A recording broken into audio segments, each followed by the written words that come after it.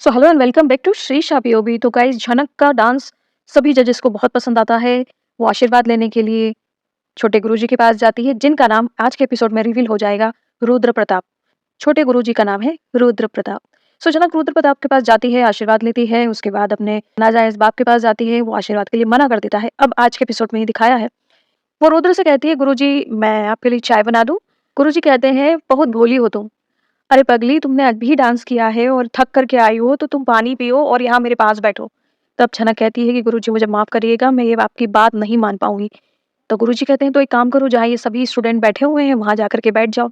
अब क्योंकि वहां पे तो वो सारी लड़कियां, बदतमीज लड़कियां बैठी हुई हैं, और इसीलिए जनक मना कर देती है कि नहीं गुरुजी, मैं वहां जाकर के नहीं बैठूंगी। तब गुरुजी कहते हैं कि देखो जनक, हर इंसान एक जैसा नहीं होता है, टीम में कुछ अच्छे बच्चे भी हैं, तुम वहां जाकर के बैठ जाओ। साथ ही साथ रुद्र गुरुजी कहते हैं कि झनक, एक बार विनर का अनाउंसमेंट हो जाएगा, मैं तुम्हें ड्रॉप कर दूंगा। तब झनक कहती है कि गुरुजी आप मेरे लिए कितना करेंगे, मैं चली जाऊंगी। तो रुद्र प्रताप कहते हैं कि नहीं नहीं, मैं तुमको छोड़ दूंगा। ये सारी बातें जो है वो ब्रिजभूषण सुन रहा होता है, यानी कि गुरु नंबर 1। और उसके बाद विनर का अनाउंसमेंट होता है, लेकिन कट्टू अनी और अर्शी को दिखा देते हैं, जहां पर अर्शी अनिरुद्ध से ये कह रही होती है कि अनिरुद्ध, तुम उसे प्रॉमिस करो कि आज के बाद तुम जनक से कभी नहीं मिलोगे। तो अनिरुद्ध कहता है कि देखो, जनक कहाँ है मुझे ये तो पता नहीं है, तो मैं उससे मिलने की बात ही नहीं है। और कहाँ है वो, कैसी है, सेफ है या नहीं, मुझे कुछ नहीं पता है। तो अर्शी कहती है, वो सेफ हो, वो अच्छी हो, वो बुरी हो या कैसी भी हो, तुम उससे नहीं मिलोगे, मुझसे प्रॉमिस करो। तब अनिरुद्ध, क्योंकि अर्शी उसको 2-3 बार फोर्स करती है, तब अनिरुद्ध को मजबूरी में हाँ बोलना पड़ता है। अनिरुद्ध अर्शी को प्रॉमिस कर देता है, और उसके बाद अनिरुद्ध अर्शी को कहता है कि देखो, मैंने तुम्हारी बात मान ली है, लेकिन अब तुमको मेरी बात माननी होगी। तुम्हें अपने पैरों पे खड़े होकर के डांस शुरू करना होगा, फिर से डांस करना होगा, और वो रियलिटी शो में तुम्हें पार्टिसिपेट करना होगा। अर्शी कहती है कि मैं कैसे डांस कर सकती हूँ। तो अनिरुद्ध कहता है कि देखो, न्यूज़पेपर सभी जगह आर्टिकल में ये कह दिया गया है कि तुम कभी डांस कर ही नहीं सकती हो, यहाँ तक कह दिया गया है कि तुम कभी चल ही नहीं सकती हो, और तुम्हें इन सभी को गलत प्रूफ करना है। अगर मैं तुम्हारी बात मानता हूँ तो तुम्हें भी मेरी बात माननी होगी। तब अर्शी अनिरुद्ध को प्रॉमिस करती है और कहती है कि हाँ, मैं रियलिटी शो में पार्टिसिपेट करूंगी। कट तो वहीं षष्ठी को दिखा देते हैं। षष्ठी किसी से पूछ रही है कि जना कहाँ गई है, क्या हुआ है, और साथ ही साथ वो उसको ये भी बोल रही है कि अच्छा होता कश्मीर चली जाती, तेजस क्या चली जाती तो अच्छा होता, छुट्टी होती हमारी। वहीं विनायक, यानी कि षष्ठी का हस्बैंड, सुन रहा होता है, और उन दोनों के बीच में काफी लंबी झड़प होती है। लेकिन मुझे ना आज षष्ठी इतनी डिल्यूजन में नजर आई ना, मतलब उसका दिमाग खराब हो चुका है, वो मेंटल हो चुकी है, मुझे ऐसा लगता है। अजीब-अजीब बातें करी, कभी कहती है झनक मेरा खून है, वो मैं उसकी मासी हूँ, मुझे उसकी चिंता क्यों नहीं होगी। फिर कहती है कि जनक मर जाए या कहीं भी चली जाए, मुझे उससे क्या। फिर कहती है अगर जनक नहीं मिली तो हम लोग फँस जाएँगे, मेरा करियर तबाह हो जाएगा अगर वो फुटेज आ गई। कभी कहती है वो फुटेज, वो वीडियो ही गलत है। सृष्टि और विनायक की काफ़ी बहस होती है, जिसमें विनायक ये भी कहता है कि तुम उस बच्ची को बख्श दो, वो अब चली गई है। झनक समझदार थी, उसे ज़िंदगी में आगे बढ़ना था, इसीलिए वो यहाँ से चली गई है। और जैसा कि तुमने उर्वशी, यानी कि उसकी माँ के साथ किया है, वैसा अब झनक के साथ मत करो। तो तब सृष्टि बोलती है कि मैंने क्या कर दिया? तब विनायक बोलता है कि उर्वशी ब्रजभूषण से दिल्ली मिलने के लिए गई थी, तो तुमने क्या किया था? सृष्टि बोलती है कि तुमको भी मालूम है कि उसने कितने गुल-छर्रे उड़ाए हैं गुरुजी के साथ में। तो विनायक बोलता है कि तुम्हारी सच्चाई और मेरी सच्चाई में बहुत अंतर है, और तुम तो जानती हो कि गुरुजी झनक के बाप हैं। तब सृष्टि पता नहीं क्यों चिल्लाने लग जाती है, विनायक! और सीरियल में 4 बार तो उसने विनायक, विनायक ज़ोर-ज़ोर से चिल्लाया है, और वो अपने आप को करेक्ट कर रही है, अपने आप को सही कर रही है, लेकिन उसका हस्बैंड भी उससे परेशान हो गया, बोला यार कितनी नाटक कर रही है ये, कितना नाटक कर रही हो। लेकिन उसको तो बस ये है, वो ये चाहती है कि जिस तरीके से जनक की माँ उर्वशी को इन्होंने नौकर बना के रखा था, क्योंकि वो जानती थी कि उर्वशी बहुत टैलेंटेड है, और वो सृष्टि को कभी आगे नहीं बढ़ने देती, इसीलिए उसने सृष्टि को अपने पैरों के नीचे रखा। साथ ही साथ विनायक ने ये भी कहा कि तुम ही जिम्मेदार हो उर्वशी की मौत का, क्योंकि तुमने उर्वशी पर प्रेशर क्रिएट किया था, उससे उल्टा सीधा कहा था। अब ये बात भी मानने को तैयार नहीं कि नहीं नहीं, मैंने कुछ नहीं किया है, वो तो उसके ना जाने कितने आशिक हैं, और उसमें से किसी की बेटी होगी जनक, बहुत उल्टी सीधी बातें कर रही है आज तो वो, लेकिन उसकी अकड़ कम होने का नाम नहीं ले रही है। हाँ, लेकिन इतना तो समझ में आता है कि सृष्टि ये बहुत अच्छे से जानती है कि जनक बहुत टैलेंटेड है, और एक बार अगर जनक मार्केट में आ जाती है, जो डांसिंग मार्केट है, उसमें सृष्टि और अर्शी को पीछे छोड़ देगी और बहुत दूर निकल जाएगी। और इस बात को मानते ही रुद्र गुरुजी, विनर अनाउंसमेंट होता है, लेकिन वो जो लाल कलर की ड्रेस पहने हुए लड़की है, जिस जो कि पिछली एपिसोड्स में भी काफ़ी बार जनक को कुछ ना कुछ कह चुकी है, वो सारे कंटेस्टेंट खड़े होते हैं, वो जनक के बगल में खड़ी होती है और बोल देती है कि जनक, सिलेक्शन तो देखो मेरा ही होगा, किसी चाय बनाने वाली का नहीं होगा। सो बेटर कि तुम ना अभी स्टेज से नीचे उतर जाओ। और झनक बेवकूफ़ जैसे जाने लग जाती है और इतने में ही वो विनर का नाम अनाउंस करते हैं और साथ ही साथ ये भी कहते हैं कि देखो ये तो सिलेक्शन हो रहा है ऑडिशन राउंड में, लेकिन ये टॉप 5 के अलावा ये तो विनर की कैटेगरी में भी आते हैं। और झनक बहुत खुश होती है, रुद्र के पास जाती है, रुद्र के चरण स्पर्श करती है और झनक कहती है कि सर जी आपने मेरे लिए इतना सब क्यों किया?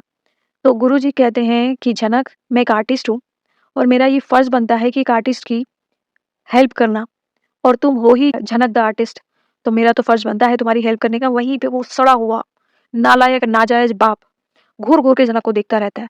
कोई भी डांस कर रहा है उसको झनक ही नज़र आ रही है और मन में सोचता है कि अनिरुद्ध ने का जब उसके साथ एक कन्वर्सेशन हुआ था लेटर को लेकर के कि इस लेटर में क्लियरली लिखा है कि आप जो हो वो झनक के बाप हो। लेकिन इस बात का पता झनक को नहीं पड़ना चाहिए जब तक कि उसका करियर स्मूथ नहीं हो जाता।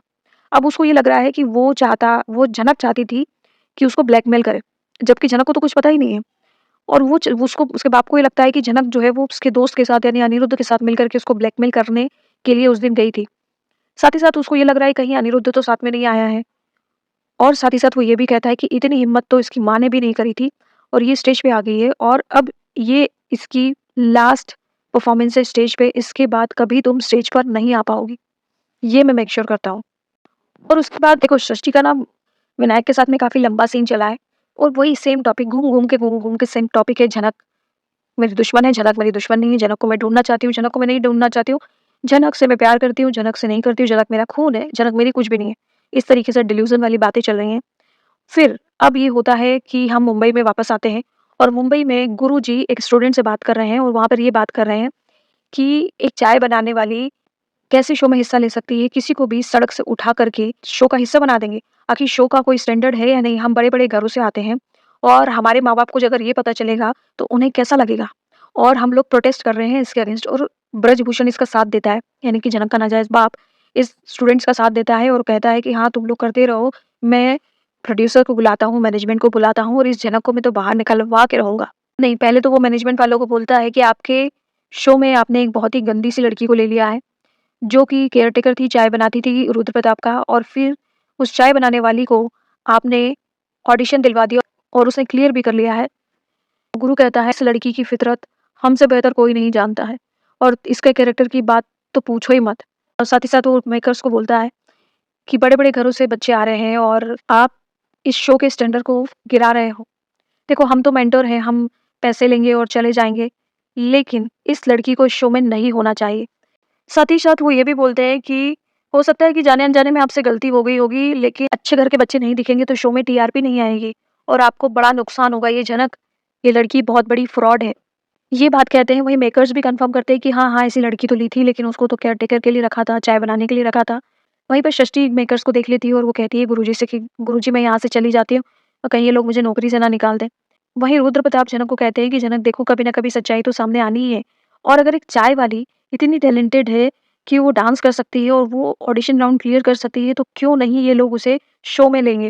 अब कल ये दिखाने वाले हैं कि रुद्र प्रताप की और मेकर्स की बहस होगी और रुद्र प्रताप ये भी कहेंगे कि देखो ये शो जो है वो चैनल का है और मैं डायरेक्ट चैनल से बात करूंगा। अगर एक लड़की टैलेंटेड है और अपने दम पर उसने ऑडिशन क्लियर किया है तो वो शो में रहेगी और ये बात मैं मेक श्योर करूँगा और साथ ही साथ उसकी जो वो मैडम थी जो बड़ी नाइस बन रही थी उस दिन, जनक की ऑफ़िस वाली, वो कहती है कि जनक तुमको इस काम के लिए रखा था, तुम यहाँ पर क्या कर रही हो?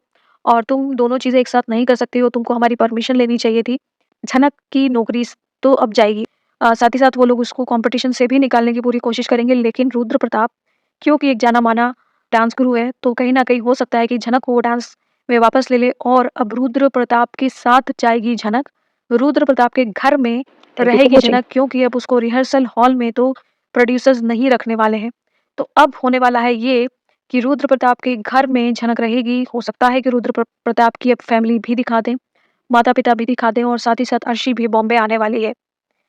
लेकिन गुरु ने ये ठान लिया है कि इसको मैं आगे बढ़ाऊँगा एंड उम्मीद है कि गुरु झनक को आगे बढ़ाए और सृष्टि लाइफ में उसकी प्रॉब्लम ना क्रिएट करे। लेकिन हाँ दोस्तों, सृष्टि ने गुरु को कॉल ऑलरेडी लगा दिया, ब्रजभूषण को कॉल लगाया है क्योंकि ब्रजभूषण भूषण के कनेक्शन बहुत सारे हैं, तो उसको सृष्टि को बहुत बहुत डाउट है कि कहीं ये कोई रियलिटी शो में तो पार्टिसिपेट नहीं कर रही है, कहीं वो कोई डांस तो नहीं सीख रही है, कहीं वो ब्रजभूषण के पास ही तो नहीं चली गई है।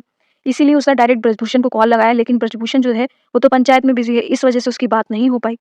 सो अब ये तो कल पता चलेगा कि सृष्टि और ब्रजभूषण की क्या बात होती है और रुद्र प्रताप आखिर क्यों इस बात पर झनक को अपने साथ ले जाता है, वो क्या बात होती है, वो आपको कल पता चलेगा, कल के एपिसोड में पता चलेगा। लेकिन कल के एपिसोड में मेकर्स और रुद्र प्रताप की बहस होती है। साथ ही साथ ब्रजभूषण को जो झनक ने चिल्लाया है कि मेरी और आपकी सिर्फ 4 बार मुलाकात हुई है और 4 बार में आपने मुझे ये जान लिया कि मैं कितनी कैसी हूँ। गुरु बोलता है, हाँ, तुमने अर्शी का जीवन खराब किया है, तुमने अर्शी की लाइफ खराब करी है। तो झनक बोलती है कि ये इतना नफ़रत तो इसी बात से हो सकती है कि कोई ऐसा राज़ है जो मेरे यहाँ रहने से खुल जाएगा, और वो तो डेफ़िनेटली खुलने वाला है। अनिरुद्ध आके ब्रजभूषण को धमकाने वाला है, कुछ ना कुछ तो होगा और बड़ा मज़ा आने वाला है। मुझे ऐसा लगता है कि थोड़ा-थोड़ा इंटरेस्ट आप लोगों का भी बढ़ रहा होगा। कैसा लग रहा है आपको ये बदला हुआ झनक? और साथ ही साथ रुद्र प्रताप कैसे लग रहे हैं? क्या आपको रुद्र प्रताप का असली नाम पता है? पता है तो प्लीज़ कमेंट बिलो। सो आपको क्या लगता है कमेंट सेक्शन में ज़रूर बताइएगा। वीडियो अच्छा लगा हो तो लाइक कर दीजिएगा। चैनल अभी तक सब्सक्राइब नहीं किया हो तो प्लीज़ सब्सक्राइब कर दीजिएगा दोस्तों। Thank you for watching.